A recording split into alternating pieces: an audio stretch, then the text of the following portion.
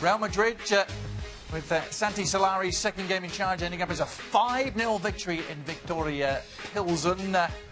A purple patch for the Merengues, in 4 goals in 90 minutes in the first half. That wasn't really the big talking point, though, Craig. What was the big talking point was the red patch caused by Sergio Ramos's little elbow and a pool of blood as a result of it. Yeah, well, he did something similar in the Liverpool game to Karius, and it kind of seemed a bit innocuous at the time, but the more you go over it, it's clearly something that he has a habit of doing. And the very fact he wasn't challenging for an aerial duel as a centre-half would do with a striker, and the fact that he's coming over to block a guy running through, and it's not a terrible situation, and to throw it in the guy's face, and, you know, I think it's a disgrace, and quite frankly, how this guy continues to get away with it, it beggars belief. And again, it's an incident that brings the lack of video review to the fore, Shaka, because he would have gone, wouldn't he, if they'd looked at it again? It should have been gone. You hope so?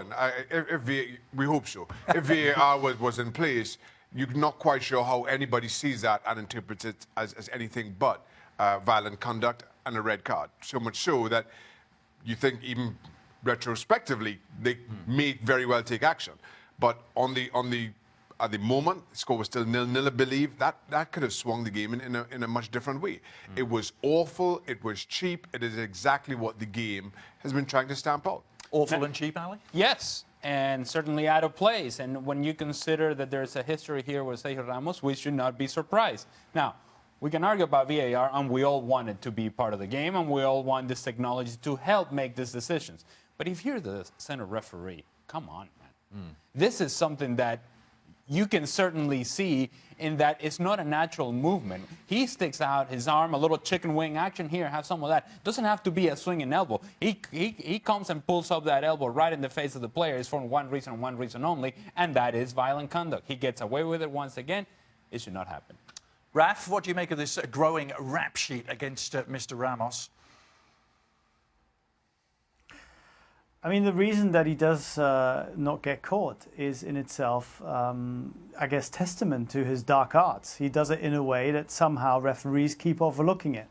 But in today's age, that's no longer an excuse, and I think it is really shameful on behalf of UEFA that A, they haven't really found out about it by natural means, if you will, and B, that we're still missing the VAR. Now, luckily, I think in this case, Aitike and the referee did not see what happened, so UEFA have a real opportunity now to show that they will clamp down on it retrospectively. If they miss this one as well, then I think we can all be upset, because then it's really just a case of being moral cowards, in my view, for not stumping out here.